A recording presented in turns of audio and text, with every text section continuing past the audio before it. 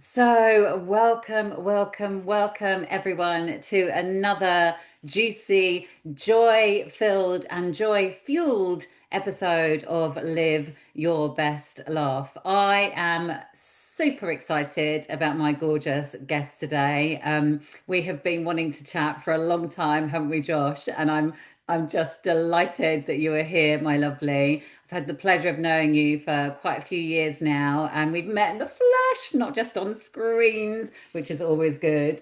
So today I have the lovely Josh Peck. He is a life and career coach who helps clients get their lives back into alignment when they hit the wall of midlife. Oh, I hear you.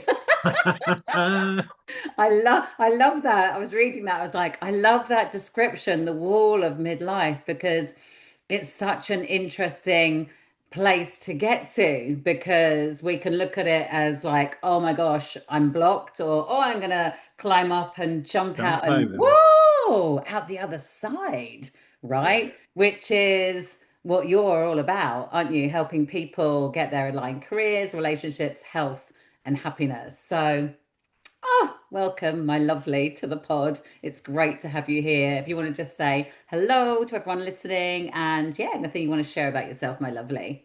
Yeah, well, it's lovely to be here. It's lovely to see, as you say, we go back a bit, and I've always loved your focus on joy. It's such an important thing, and we're all running so fast all the time in our busy lives, with our busy jobs, in this, world which can feel a bit off kilter at the moment.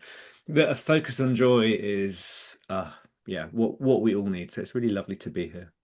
Oh, thank you, my lovely. And yeah, it's an interesting one, right? Because it can feel a confliction thinking about joy, speaking about joy when there's stuff going on all around us or stuff going on in the wider world, which we all know of. And like I think I think that can be like a reason why we maybe aren't so comfortable talking about it and putting a priority on it. But I guess my belief is because of this stuff, like maybe our personal stuff, and certainly like the state that the world is in right now and has been for a number of years, I feel like for me it's a calling to like raise the vibration of it even more. Do you know what I mean? Like to invite conversations around it. Like I'd love your thoughts on that. Like, yeah, do you resonate or do you have a like a completely all opinions are welcome, obviously, but it's interesting because yeah, that's my response is like, oh, like we need to collectively like shine more of a light on it, you know? Yeah, yeah. Well, I think what's really interesting is even that we feel the need to justify talking about joy. I mean, that tells you something, doesn't it? The idea Yeah. that we should feel a bit squeamish about talking about joy, about wanting joy, about being allowed to feel full of joy, to chase joy, to choose joy.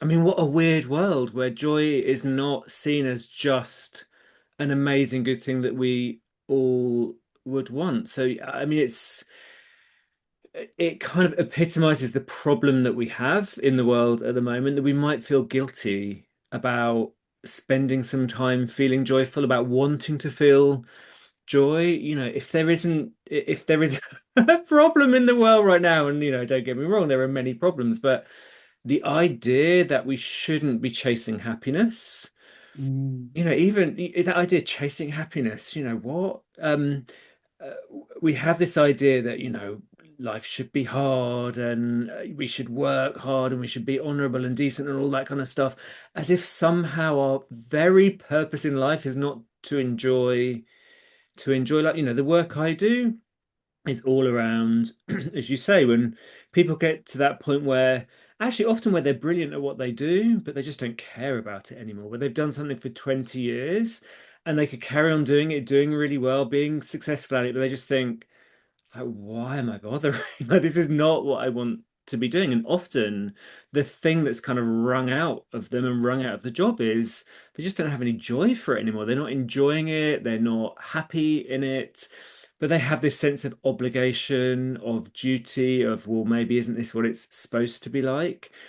And joy, the work I do is so it's about many things, but it's about coming back to yourself. It's about rediscovering who you really are. And most of the time, when people get to that point of thinking, I don't want to do this anymore, but I don't know what it is I want to do, they go off and they look in the outside world. They look on LinkedIn and they ask ChatGPT and they speak to headhunters and they try and find the answer of what's the job, what's the job, what's the job, what's the job that's going to make me happy.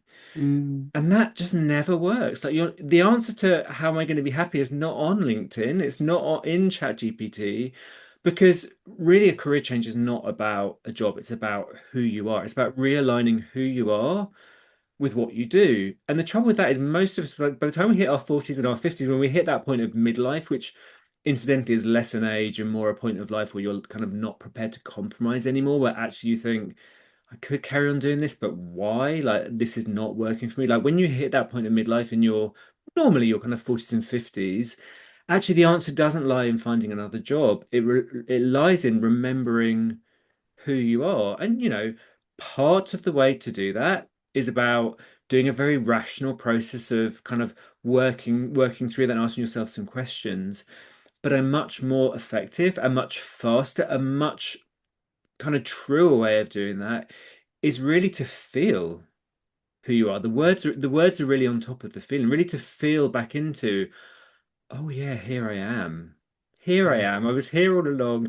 Yeah. And like laughing, presence, connection, joy. Like I was working with a client the other day who's in a job, really successful, a very high profile, very successful job, does it really well, but has lost all of the joy from it. And I got him talking about when he feels joy, and he was talking about some of the things he does, some of the sports, some of the famous stuff he does, where he actually feels joy. And I said to him, that feel, we can remember joy, we can feel joy whenever we want.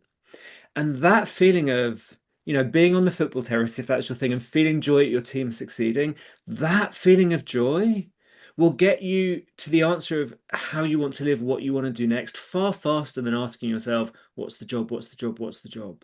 Yeah. Because there's such magic in that feeling, in all of our feelings. We're all so busy we barely feel half the Yeah. time. I Well, um I've just I came late to this party, so but me and my husband have just finished watching Heated Rivalry, which I know you haven't watched, but this but as soon as we stop, I will. and it's just been this incredible crossover hit. I think because you just feel so many, it's like a real, like it connects with so much emotion. And fundamentally, it's about so many things that could have gone wrong eventually going right, and the sheer utter joy of that. And just being able to, it does that kind of dramatic thing of you can see the thing coming, you're like, oh, how's it going to go? How's it going to go? And then it comes good in kind of multiple situations. Like the sheer joy of it, I didn't waste. I spent about half an hour earlier when I was having my lunch just watching reels that people have made about this show and how it makes them feel. And it's just utterly, utterly, utterly joyful. Someone had posted watching like 3 minutes of watching an episode of it, like a kind of bit of a climax episode, in their local sports bar, and like the crowd cheering and going wild when something happened. It was so joyful. I think all of us want to feel more joy in the best of times, and we ain't in there at the moment. So yeah, like what an important thing. Yeah, when you were describing that whole thing about when you wrote your clients, and it's like it's about coming back to yourself, right? I so aligns with what I teach. I always talk about using the different tool sets that I can teach as like a homecoming, Yeah. because, like you say, the answers aren't on LinkedIn or on this thing or in this thing. The answers are within, and that's how I kind of liken when I first experienced laughter yoga like 8 years ago. And it was like an awakening, like something in my body, saying about the feeling, something it's like my body woke up and went, whoa, here she is. you know, and that's like a like my life was like it was good, and you know there was like lots of lovely things happening, but there was like an aliveness missing, and laughter yoga gave that real kind of ping, and that's what led me to then I think 3 years later, I think it was, to leave teaching and start my business just before I turned 50. So I really resonate with what you're saying about that, you know, that midlife thing, isn't it's not necessarily like a it's a time in your life, it's a season in your life. It's not a number. It's a kind of like, whoa, you know, like why am I here on this planet? You Yeah, know, like who am I? And what am I here to do? And it doesn't mean that you've got to go and like, you know, like create something like outrageously mad and big and noisy and like, whoa, look at me or whatever. It's just like, actually, like, who do you want to be when you wake up in the morning? Like, how do you want to feel? And like, what does that look like? And, you know, I think many people get stuck in just that repeated pattern, doing what they've done because that's what they've always done. And it's like, well, that's going to give you the same stuff, isn't it? If we don't yeah. change it, right? It's I've spent a lot of time, a lot of time thinking about this and working on clients with it and kind of watching their journeys. And I'm really clear that what happens is, we're tribal animals. We are not so long ago in human history, the only way we could survive was being in the tribe, in the pack, roaming around the savannas. We couldn't find enough food, we couldn't find shelter, we couldn't, if we fell over and sprained our ankle, we literally wouldn't survive unless we were in the tribe, unless we were in the pack. Our very survival depends on being accepted, being kept in that tribe. And what that means is we are the product of generation after generation after generation of people pleasers. People pleasing gets a bad rap, but it's how we stay alive. If if people around us don't accept us, our body says we're not going to survive. We're not going to be able to find that handful of berries or that cave or whatever that's going to keep us alive. So it is absolutely bred into our human nature to want to please other people because when we're accepted, that's how we stay alive. And the trouble is, our brains haven't kept up with the fact that we don't generally live like that anymore.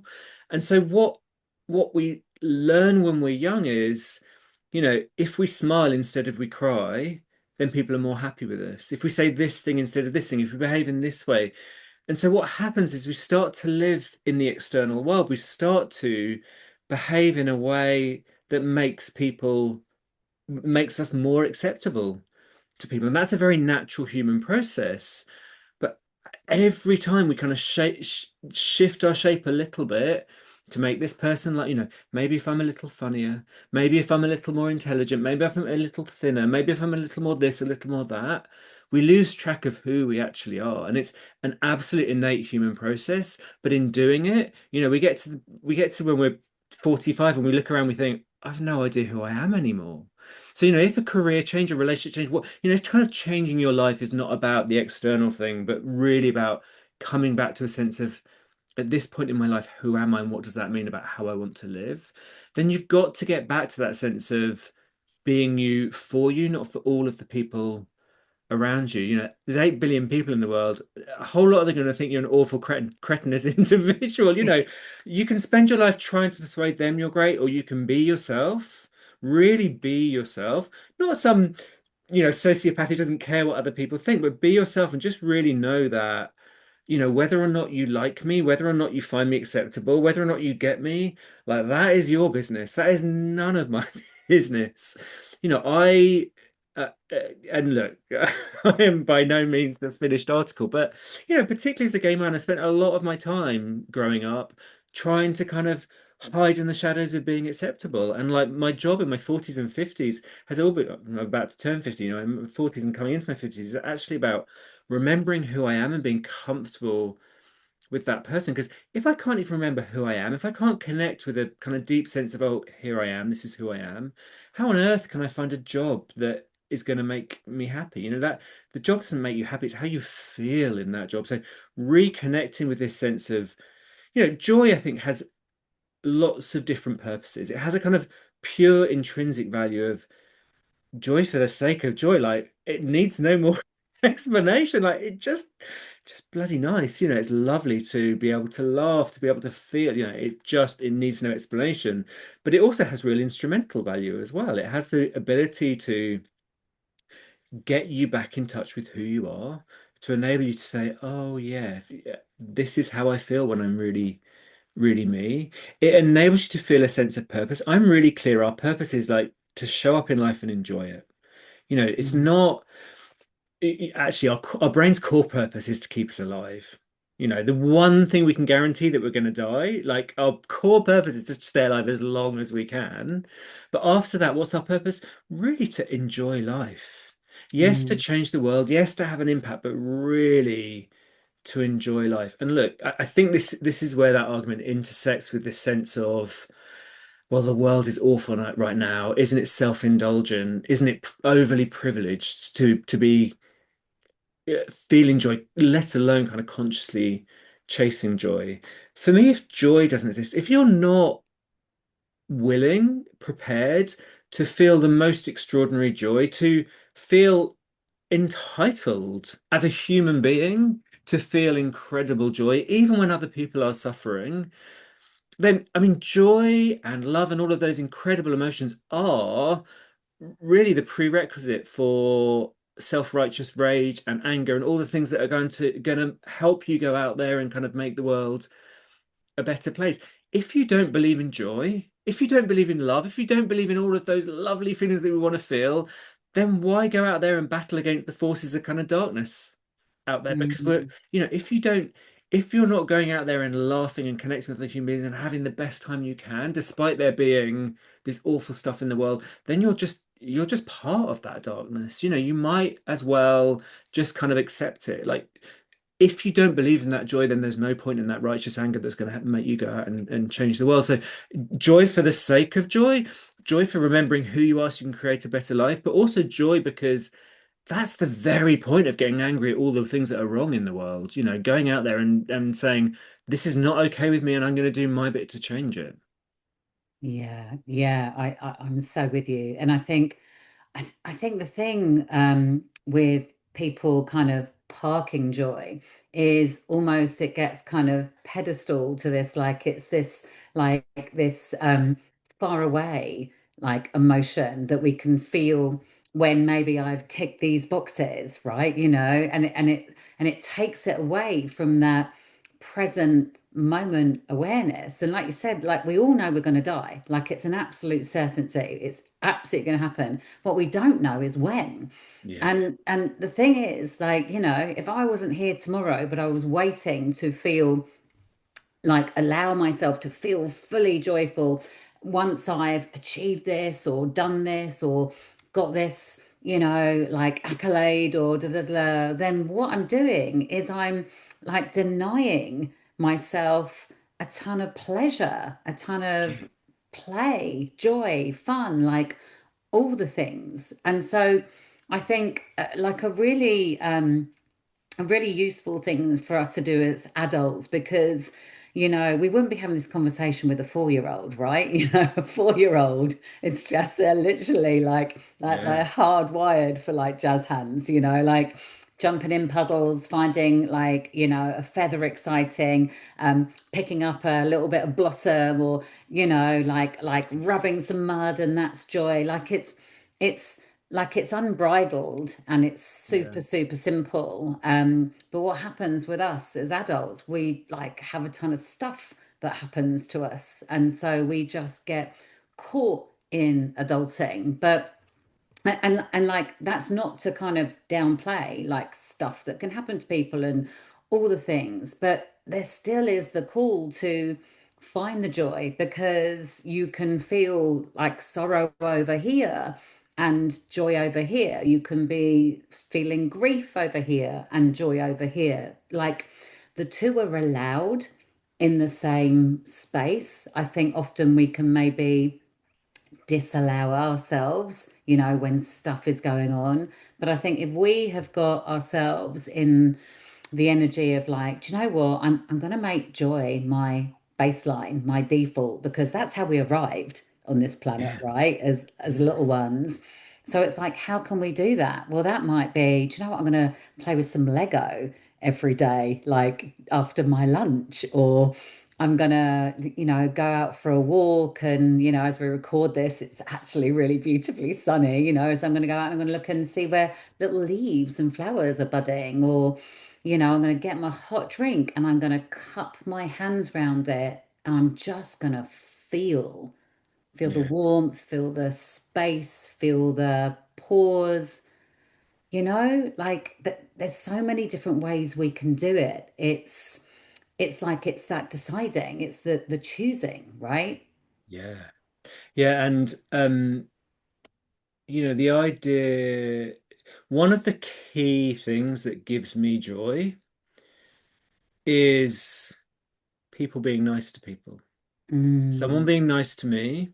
It's funny. I really struggle to cry, and lots of clients have said this to me. I struggle to cry.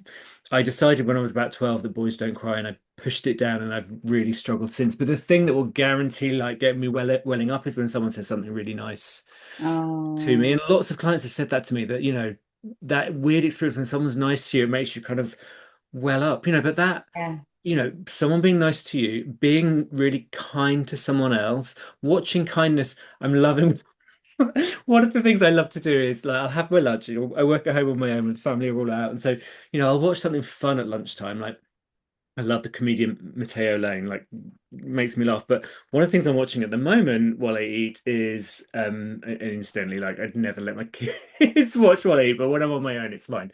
Um, but I'm watching Queer Eye at the moment, and it's so full of joy because it's just about kindness. It's just about going into people's lives and just being really kind, and I feel so much joy watching that. And actually, what does the world need more of? More kindness. Like if you go out and chase joy, you are going to bring more kindness, more goodness, more aliveness into the world. The idea that because people are suffering, we shouldn't feel joy.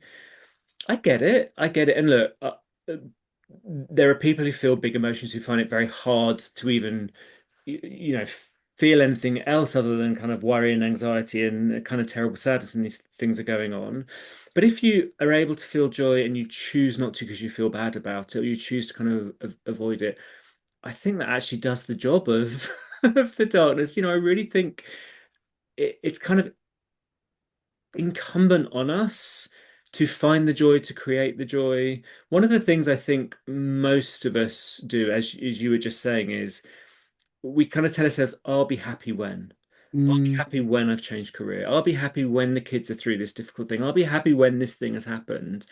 You know what? Like that time might never come. We might go under a bus tomorrow or whatever. But you also train your brain never to be happy, because if you train your brain, I'll be happy when I get to the end of this week. Well, when you get to the end of the week, I'll be happy when I've written that paper, when I've got that. If you always train your brain to be focused on happiness in the future, as soon as you get there, you're going to be like, what's the next thing? What's the next thing? Mm. What's the next thing? The invitation to just feel joy, to consciously choose to feel joy, to go out and find it every single day, not only will your life be better as a result of that, but the world is going to be a better place, maybe in a small way. But imagine if all of us, and I really mean all of us, because I believe that everyone has the possibility to feel genuine joy. Imagine if we chase that rather than fear and competition and hatred. And, not everyone's going to do that, but I'm going to damn well do my bit, and I'm going to, do the serious stuff. I'm going to, you know, donate to the charitable causes and the political parties and the stuff that I support in order that they can do some of the heavy lifting. But I'm also going to play my bit of just going out there and finding some joy, because life's too short Yeah. not to. Yeah, and I fully agree with you that the lighter energies, I believe there's much more light in the world than there is the Yeah. darker energies. But what can be kind of perceived is that like the dark is everywhere and it's everything, and it's, well, like what conversations do we want to have? What energy do we want to bring to the conversations? And it's not downplaying or not acknowledging, but it's not giving the energy to that to give it more charge, right? It's about Yeah. giving energy to the stuff that is actually going to be more impactful and beneficial for everyone. So, this is why I think, inviting conversations around joy. I reckon most people I speak to don't really, until we start kind of picking into that conversation, it's like, do you really talk about joy enough? And I reckon that most people would go, well, no, not really. Yeah. That they, and it's so kind of like waiting for the occasion based things, like I said, so like just having a day-to-day conversation, it's just not in the radar, Yeah. so to like start embedding stuff like that, like a really great way, and I know you subscribe to this, is to like start feeling into gratitude. Mm. Start like in like just feeling into every day like what you feel grateful for. And that feels really hard. I always say to clients where they're like caught really in the struggle, I'm like, just choose one thing and just be grateful for that one thing every single day. And that's Yeah. okay. There's no rule book. Like you can do it many different ways, right? But if we decide to look at what is instead of what isn't, if we like choose to try and find plenty over finding the lack, because like, oh, we can find evidence of both of Yeah. those things, right? Can't we Can't we? just? Yeah. Do you know what I mean? We can always find, the things that haven't worked out or the lack or all that thing, like always, like there's always going to be both sides, right? But what's the one that's going to like put that little bit more of lift in who you are and then what you ripple out to other people? It's trying to see like the good Yeah. stuff, trying to find the plenty, trying to find the things that you feel grateful for, so like I think that's just a yeah, a great way for us to invite more joy in, right? Yeah, absolutely. And look, if anyone's thinking, well, this sounds a bit woo, like the neuroscience is really clear on this. Our brains are set up to look for risk because, if we weren't the person that looked for risk, if we weren't the person that turned around quickly when the bushes rustled and we would have got eaten by a tiger and not lived to kind of pass on our genes. So we're kind of, again, it's bred into us to be always on the lookout for risk because that's how we stay safe. But what that means is we've got these deep, deep neural pathways of always spotting the bad, always spotting the risk, always spotting the negative, always remembering the things we did wrong. And what that enables us to do is most of us don't actually live in the present.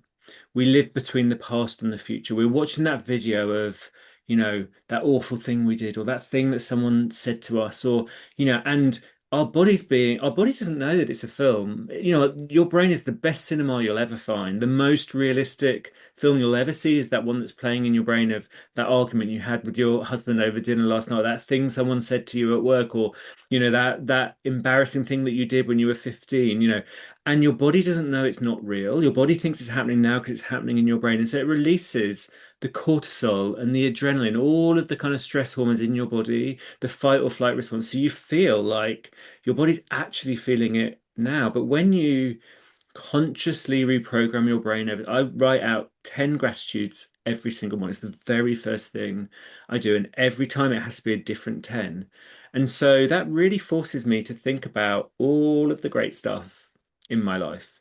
The water in the radiator, the roof over my head, the friend that I haven't seen for 20 years, but I know I could pick up the phone to, that beautiful thing in front of me, whatever it is, it really forces me to consciously go and spot all of the extraordinary, amazing things in my life. And when I do that, what I do is I create a different neural pathway. Our Mhm. brain plasticity, our brains are never set. You might have been spotting the negative for the past 40 years. If you consciously retrain your brain by something as simple as spotting 10 things you're grateful for every day, what will happen over time is your brain will start to spot the good stuff and will become more able to spot the good stuff.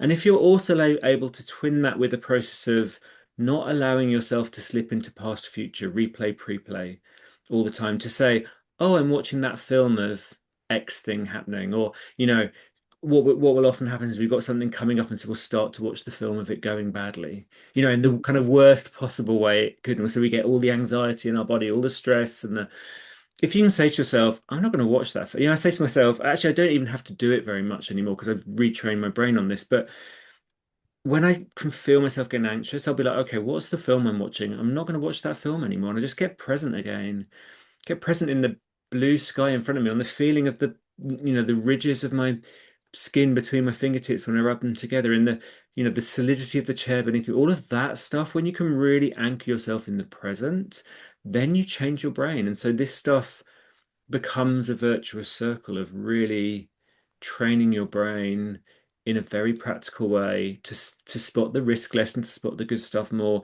And then that joy becomes so much easier. It's so much easier to feel joy if you're actually consciously going out there and letting go of all of the negative, even though, there's lots of it around. But like for most people, they would look around the world at the moment and say there's a lot of badness, there's a lot of kind of darkness. If you think about your own street, if you think about the people you see around you, probably overwhelmingly you think they're good people doing good things, interacting with you in a good way. People's personal experience, obviously people can be going through difficult stuff, but generally people's experience of the world is very different in their own personal lives than when they're reading the news and scrolling social media. Now, there are some people on the planet who are having a really tough time of it, pretty horrific time of it, but that's actually always the case. The scale might change, where it is might change, but every single second of every single day, there's been someone having a horrific experience.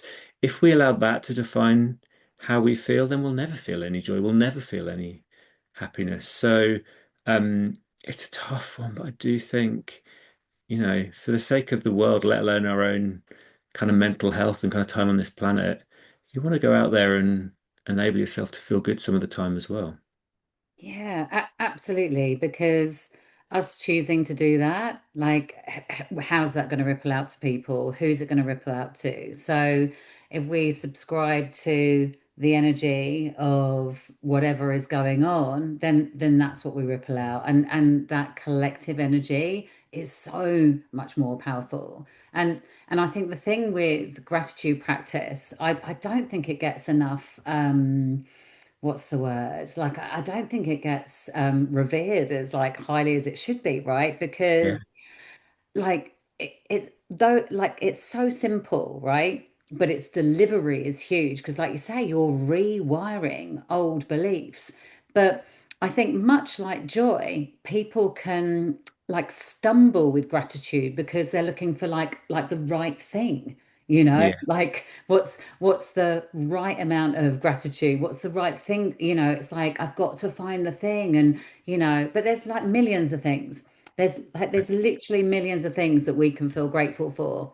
Yeah. So just deciding that let's make it easy. Let's just look Yeah. around and see what it is. And that way we're not, much like that. Oh, joy can happen when, Yeah. gratitude can happen when it's when I get it right, inverted commas again, and it's like actually it's whatever you want it to be. You can have 10 new things every day, like you're saying, or the same thing every day for a week, if that Yeah. feels easier. Like all it is about inviting your brain into like a more supportive way of thinking, feeling, and believing. So then actually your life like gets to feel less heavy, like you take off one of the coats. Do you know what I mean? And gratitude practice, I don't know why we don't just like teach this at primary level, as an ex-primary teacher. There's so many things which would make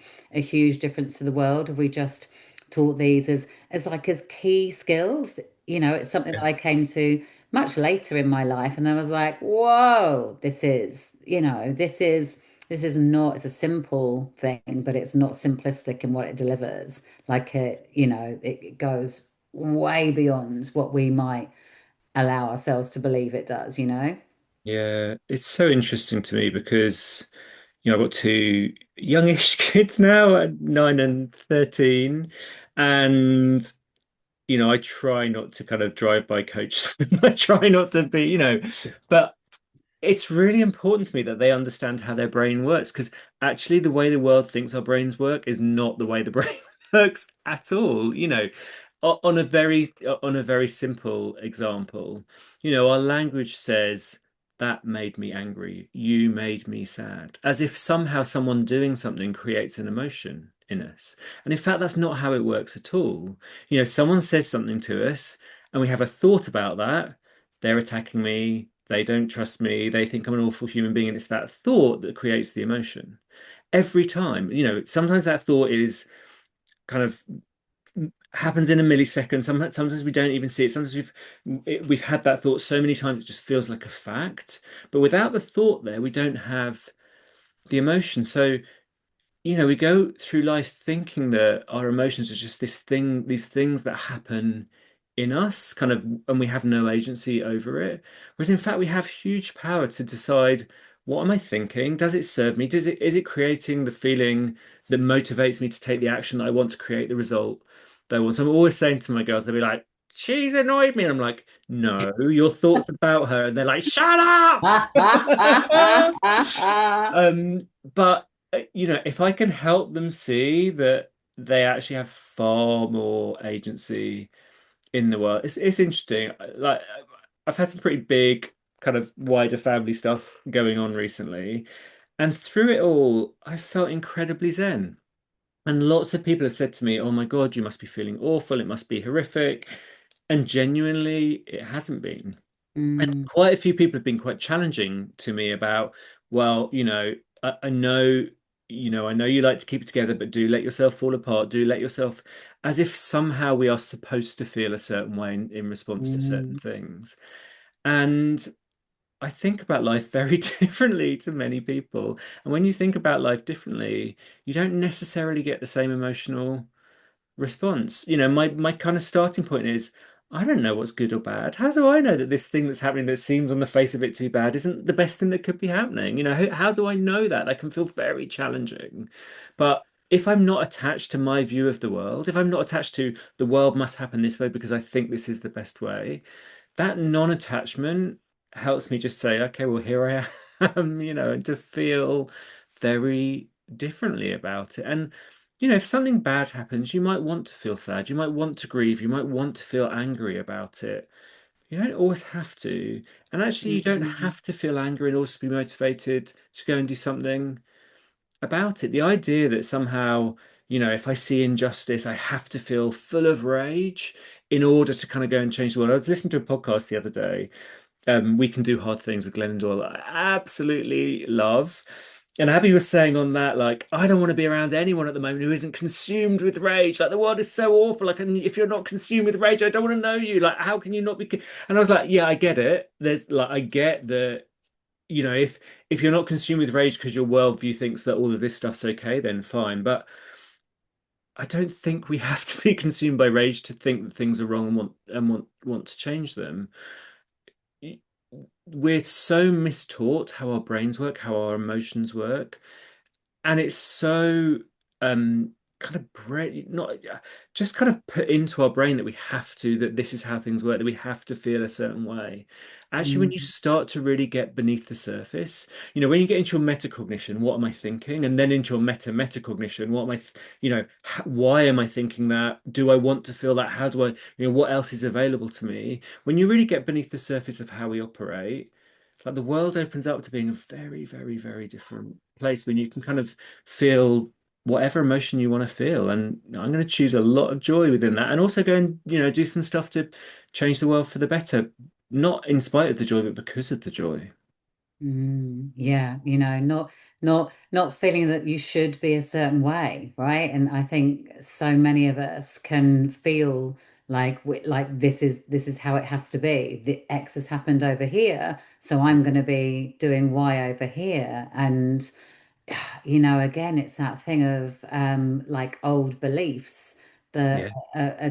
they're just not going to support you and allow you to like navigate the stuff. There's always going to be shit, isn't there? There's always going to be stuff going on, whether it's personally or external, bigger world stuff. And how we kind of ride through these and navigate them makes all the difference, doesn't it? And being willing to like ride and navigate. them differently. So actually, those around you, because there's like a knock-on effect, right? Because if I decided to be like this because of this, then actually all these people are likely then going to feel this because of how I'm feeling and thinking and being, and it's that kind of chain reaction thing, So Yeah.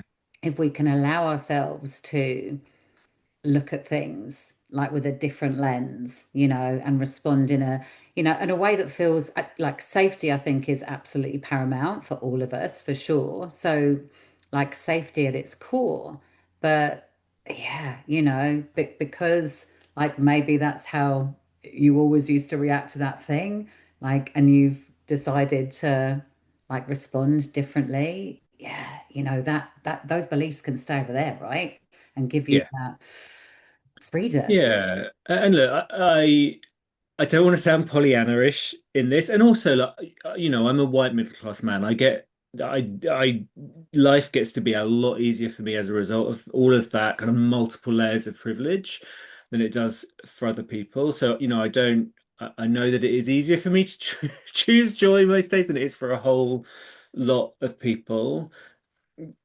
Nonetheless, I think, we have the ability to live our lives really differently within whatever context we find ourselves in. And look, I know that if I'm feeling angry about something, if my kind of base emotion, my underlying emotion is anger or fear, if I'm worried about something, I am dramatically more likely to snap at my kids. I'm Mm. dramatically more likely to be unpleasant to my husband than if I'm feeling joy and happiness. So it does have that ripple effect. It does have that knock-on effect. I'm more likely to kind of like scowl at someone in the street or something. Yeah, it just that's just the kind of way of the world. And you only have to look at social media into how people think it's okay to talk to people, to message people on social media, to understand that there is a contagion to our emotions. Like how we're feeling is how we're going to show up.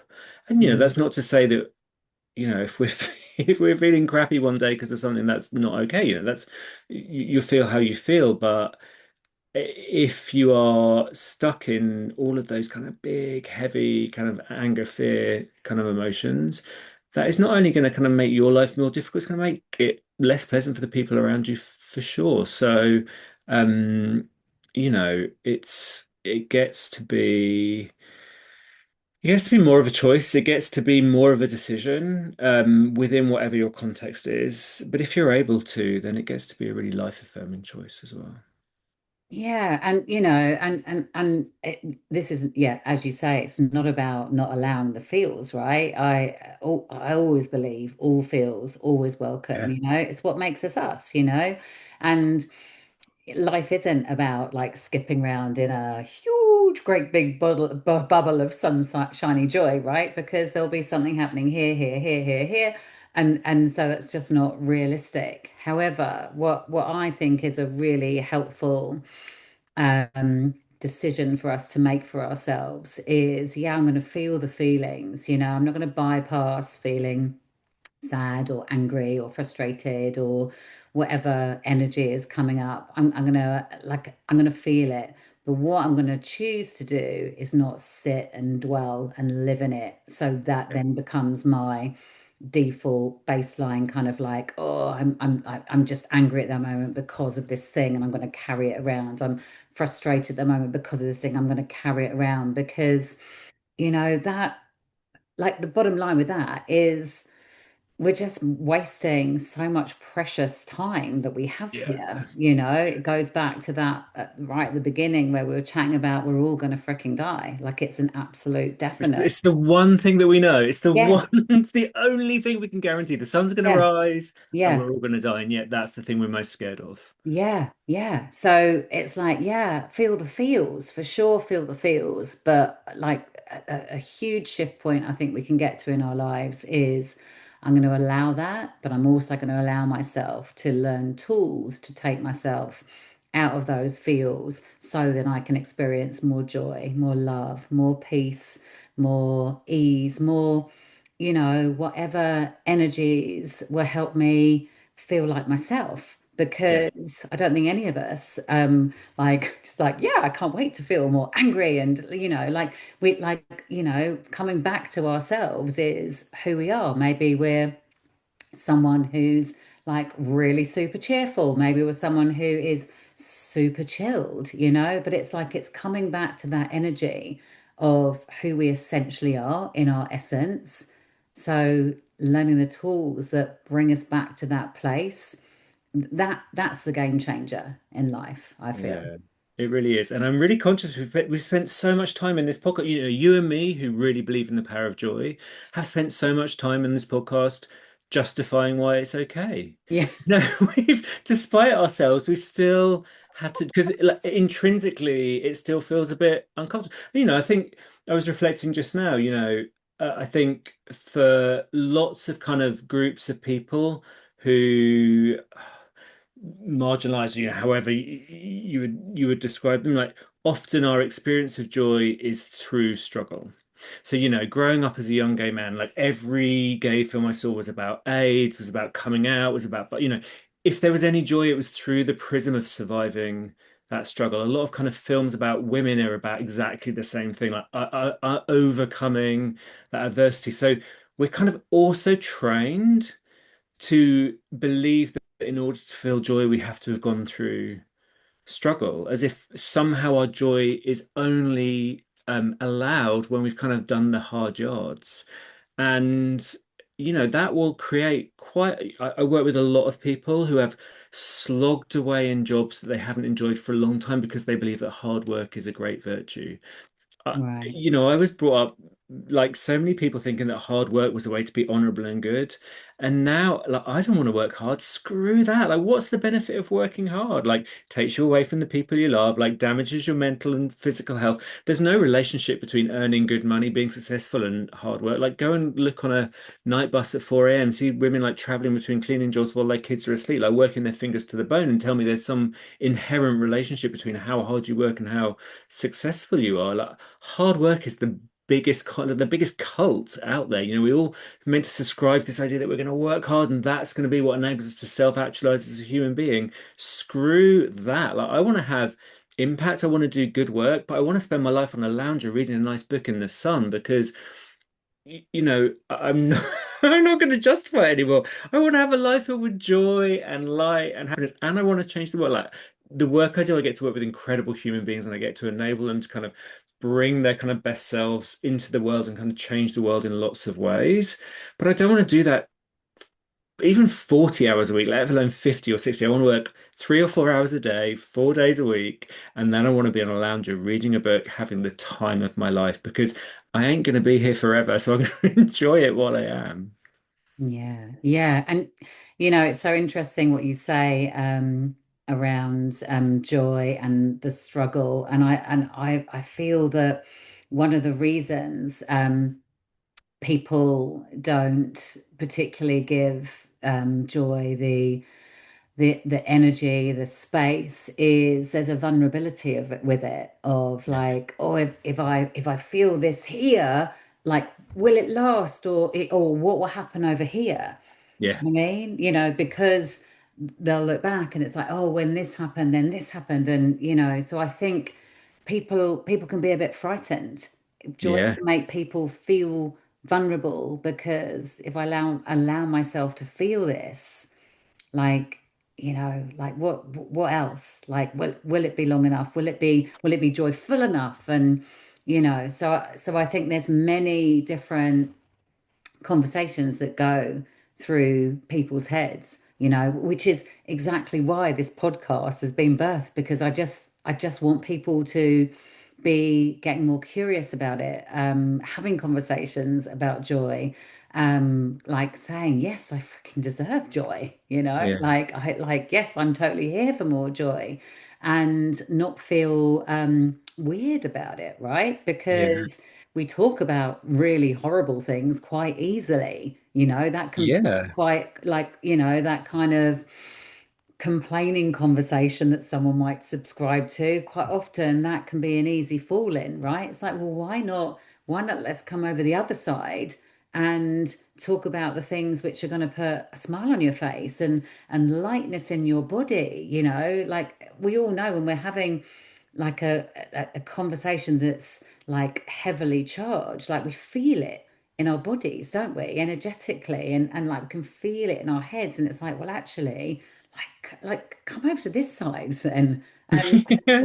and Yeah. let's talk about the things which are gonna like lift and bring the lightness, Yeah. Yeah, Yeah, it's funny, isn't it? People will think, oh, I don't want to feel joyful about this because, inevitably something bad's going to happen as, you can't have the joy without the pain. Do we ever feel that about the pain? Oh, I can't feel this pain because otherwise, if I feel this pain, then there'll be some joy. We're yeah, very able to believe that the world, that the bad is going to exist, but the good's not. I mean, look, if you want to get more political about this, capitalism, white supremacy, patriarchy absolutely rely on us thinking that the world is a difficult, bad place because then we'll accept our lot under those systems which oppress, frankly, everyone under them. If you believe fundamentally that life is about joy and pleasure and having a great time, then you look at those systems and you think, what the absolute fuck? No, thank you. If you believe that life is hard, that you've got to you've got to work at it and all of that kind of stuff, then you'd be like, well, those systems make sense. As soon as you see that life is meant to be about joy, you look at those and you think, no, thank you. That's not how life is meant to be. yeah. Gosh, yeah, a big fat hell yes to that. We'll end on that point. On that point, do you want to do a little laughter breath of me, my lovely, before Oh, I we would wrap up? love to. Oh, I love to do these. It brings some lightness when we've been talking about lots of different things. And it also just gives people a really super practical, useful tool to take away and go, "Oh, this is great for shifting energy, right?" So, all we're going to do, and I hope people listening, I hope you're going to join in too, because it's a lot of fun. All we're going to do is we're going to take a breath in. And then when we breathe out, we're just going to exhale with like a big, hearty laugh. And we'll probably do three, but we'll see. We'll We'll see see. how we go. Let's take a breath in and exhaling.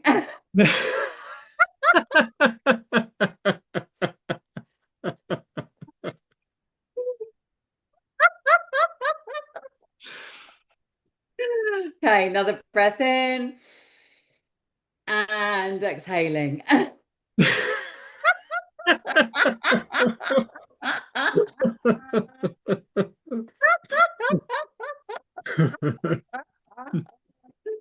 Let's do one more, no more, because that's the kind Okay. of person I am. Big breath in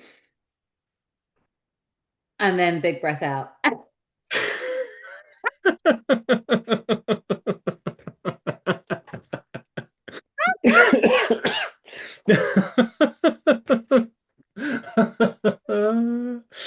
Oh, oh, Oh, thank you for indulging me, Josh. thank you for indulging I'd me. love you to share. Like, how do you feel from those three laughter breaths? Oh, like I always feel when I laugh with you, full of joy, full of lightness, like the world is a beautiful and bright place, and we all have much hope to look forward to. Yeah. Oh, gosh, I love that. I think I'll just write that down and look at that as a lovely little reminder. Yeah, it's powerful stuff, right? We did it for under 2 minutes and just it just shifts, and I think us having lots of different ways that we can shift our energy, whether it's gratitude practice, whether it's some laughter, whether it's like just looking at the beauty of the world that is right under our noses that we can zoom past going to the next thing. It's like if we just slow down a little bit, we will find these pockets of joy everywhere. So, yeah, it's been so lovely to talk to you, my lovely. I'm so grateful for you coming on the pod. Thanks very much. Before we close, I would love you to, obviously, I'll share links, socials, or whatever, but I would love you to share whatever you want to share with our lovely listeners before we finish.